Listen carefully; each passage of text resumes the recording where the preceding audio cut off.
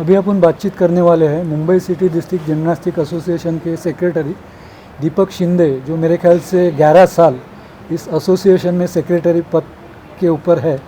और मैं उम्मीद करता हूँ कि अगले टर्म भी वो चुन के आए और हैट्रिक भी पूरी कर दे।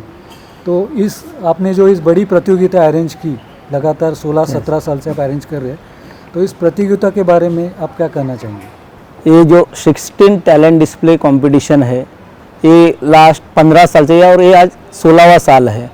इसका मकसद यही था, जो खिलाड़ी जिम्नास्टिक खेलते हैं और जो डिस्ट्रिक्ट स्पर्धा खेलते हैं लेकिन उनको कोई पदक प्राप्त नहीं होता है, तो नर्वस नहीं हो जाए और उनको मोटिवेशन कैसे मिले और उनका जिम्नास्टिक कंटिन्यू कैसे हो, उस मकसद से और ज़्यादा से ज़्यादा खिलाड़ी जिम्नास्टिक से जुड़े रहे और वहाँ से हम लोग को एक अच्छा टैलेंट मिलेगा, यही मकसद है। मेरा एक ख्याल है, जैसा क्रिकेट आप गली गली में छोटे छोटे मैदान में सब जगह क्रिकेट खेलते रहते, लेकिन जिम्नास्टिक गिने चुने क्लब है हमारे मुंबई में पकड़ो, महाराष्ट्र में पकड़ो या भारत में पकड़ो, ये जिम्नास्टिक सब जगह स्कूलों में, और वो उनको फिर कंपटीशन नहीं मिलती।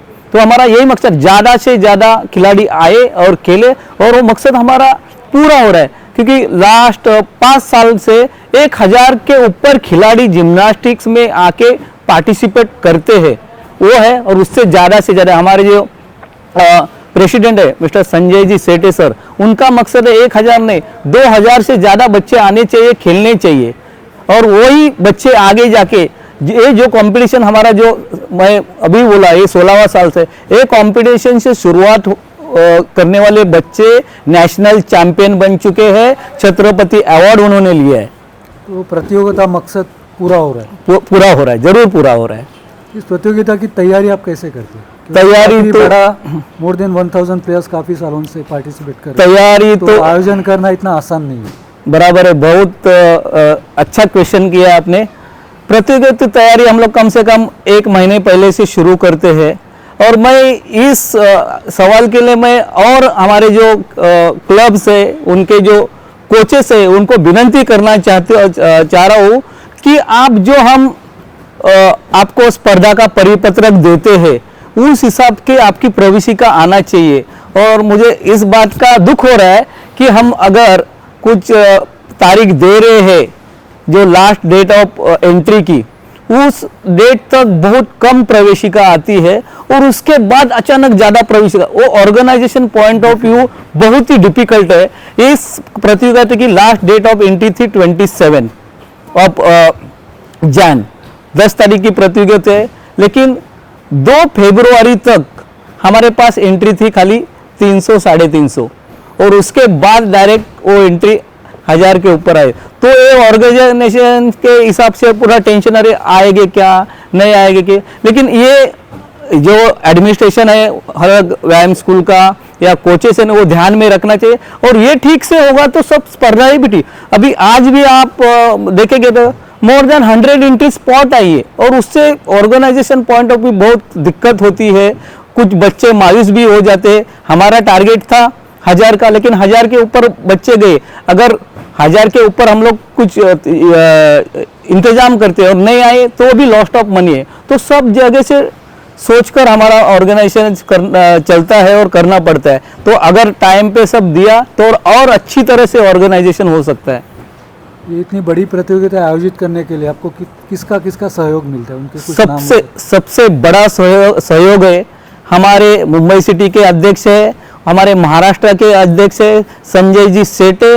उनका जो ये इंफ्रास्ट्रक्चर जहां हम लोग अभी बैठे हैं, मुंबई शारीरिक शिक्षण मंडल, हर एक साल उन्होंने खाली यही स्पर्धा प्रायोजित नहीं करते, ये पूरा जो इंफ्रास्ट्रक्चर यही नहीं, हमारी डिस्ट्रिक्ट स्पर्धा हो, हमारे इंटर स्कूल स्पर्धा हो, स्टेट लेवल भी स्पर्धा जब ऑर्गेनाइज करते हैं, national level, mayor, Mumbai mayor चषक, सब स्पर्धा के लिए इनका होल हार्टेड सपोर्ट रहता है। और उन्हीं की वजह से मुंबई में मुंबई सिटी चल रही है और मुंबई सिटी का जिम्नास्टिक प्रोग्रेस हो रहा है। बाकी आपके जो सहयोगी है उनका कैसा आपको सपोर्ट मिलता है? सहयोगी का अभी इधर देखा जाए तो अभी सहयोगी संजय सेठे सर जी है, और हमारे कलीग ट्रेजरर राजेंद्र शेलके है, और हमारे ज्वाइंट सेक्रेटरी गिने चुने लोग है, देवेंद्र पाटिल है, प्रेमानंद नाइक है, हमारे एग्जीक्यूटिव मेंबर है, रविंद्र विस्पुते सर है, राजेंद्र ढाकने सर है, हमारे कॉलेज के प्रिंसिपल है डॉक्टर जी.के. ढोकरेट सर है, प्रीवियस प्रिंसिपल जो थे उन्होंने भी बहुत अच्छा इस डॉक्टर जी.वी. पारगांवकर सर, उन्होंने भी इसके लिए बहुत सपोर्ट किया और ये प्रिंसिपल भी सपोर्ट कर, इन्हीं के वजह से। लेकिन मैं और इस हमारे वाइस प्रेसिडेंट वर्षा उपाध्याय, टेक्निकल चेयरमैन संजीवनी पूर्णपात्रे है, ये सब मिलकर सपोर्ट करते हैं। लेकिन बाकी जो कार्यकारिणी सदस्य वो भी आने चाहिए और अच्छे तरह से सपोर्ट हुआ और अच्छा योगदान मिला तो ये एसोसिएशन भी और ऊपर जाएगा, अच्छे खिलाड़ी बनेंगे, स्पर्धा भी और अच्छी तरह से हम लोग ऑर्गेनाइज कर पाएंगे। इस साल की प्रतियोगिता की विशेषता क्या रही? ये 16वां साल है प्रतियोगिता का। 16वां साल है, लेकिन अभी 2 साल के बाद जो कोविड के बाद ये कंपटीशन हो रही है, इसलिए कितने खिलाड़ी शामिल हो गए नहीं हो गए, बहुत भी दिक्कत थी, आ सकते हैं क्या। बीच में 2 साल जिम्नास्टिक हुआ नहीं, लेकिन बहुत अच्छा रिस्पांस मिला। हमारे मीडिया में ने भी कवरेज अच्छा दिया और हम चाहते कि बाकी भी मीडिया जो डिजिटल मीडिया भी आए और ये जिम्नास्टिक को हमारे मुंबई, महाराष्ट्र और इंडिया में उसका प्रचार प्रसार हो और वो आना चाहिए। बहुत बड़ा इवेंट है, लेकिन आप देखे जाएंगे तो मीडिया में इतना कवरेज नहीं मिल रहा है और मीडिया में कवरेज होने के बाद भी खेल का जो प्रचार प्रसार होता है और इसके लिए मीडिया का बहुत ही इम्पोर्टेंस है, वो सहयोग होना चाहिए। आप एक पदाधिकारी नहीं है, हाँ। आप अच्छे जिम्नास्ट भी रह चुके हैं, मलखाम खिलाड़ी भी रह चुके हैं। यस। तो अभी मुंबई में जिम्नास्टिक का पिक्चर आपको कैसा दिख रहा है? अभी जिम्नास्टिक मुंबई में अच्छा है, लेकिन अभी जिम्नास्टिक, मैं जब जिम्नास्टिक या मलखाम खेला श्री समर्थ राम मंदिर, मेरा उस टाइम का फीस था 4 रुपया, वो भी हमने भरा के नहीं हमको मालूम नहीं है, मोस्टली नहीं भरा। जब हम लोग कंपटीशन खेलने जाते थे, स्पर्धा खेलने जाते थे, डिस्ट्रिक्ट लेवल हो या स्टेट लेवल हो, वो पैसा भी हम लोग को देना नहीं पड़ता था, वो हमारा व्यायाम स्कूल भरता था। और व्यायाम स्कूल का फी आपने बोला अभी, लेकिन जिम्नास्टिक कॉस्टली हो गया है। मेरा मीन्स प्रांजल आप बोल सकते, जिम्नास्टिक कॉस्टली, जो गरीब घर के बच्चे हैं, मीडियम क्लास के बच्चे हैं, इस जिम्नास्टिक का फी देखकर वो अफोर्ड नहीं कर सकते हैं। अभी जो बच्चे आ रहे हायर मिडिल क्लास के हैं और गिने चुने, और उसमें से रिजल्ट मिलता है, लेकिन जो पहला रिजल्ट मिलता था वो नहीं मिलता है। तो उनके लिए स्पेशल कुछ प्रावधान चाहिए और अच्छे बच्चे, लेकिन उनका फैमिली बैकग्राउंड वो पे नहीं कर सकते, उनके लिए कुछ खास प्रावधान रखे तो और अच्छे खिलाड़ी मिलेंगे। अभी आने वाले दिनों में ये जो प्रतियोगिता है आपकी, और बड़ी पैमाने पे अरेंज करने का आपका इरादा है क्या? जरूर बड़ी पैमाने पे अरेंज करना का इरादा है, और आपके माध्यम से और जो जितने भी जिम्नास्टिक के क्लब है वो आए, इसमें शरीक हो जाए, और सब कुछ टाइम पे हुआ तो मजा आता है। एक आयोजन का भी मजा आता है, सबको सब टाइम पे मिलने का भी मजा अलग होता है सबके लिए। तो मैं फिर एक बार सबको विनती करता हूँ, जो भी हमारा परिपत्रक आता है उस हिसाब से आप हमें प्रवेशिका दो, हमें बहुत अच्छा ऑर्गेनाइजेशन के पॉइंट से बहुत बड़ी मदद होगी। आप भी खुश हो जाएंगे, हम भी खुश हो जाएंगे, और जिम्नास्टिक का प्रचार प्रसार जितना ज़्यादा लोग खेलेंगे, जितना आप लोग को अच्छे जिम्नास्ट मिलेंगे, जो भी स्टेट नेशनल चैंपियन बनकर आगे दीपा करमारकर के जैसे ओलंपिक तक पहुंच जाएंगे, उसके लिए ज़्यादा से ज़्यादा लोगों ने हिस्सा लेना बहुत जरूरी है।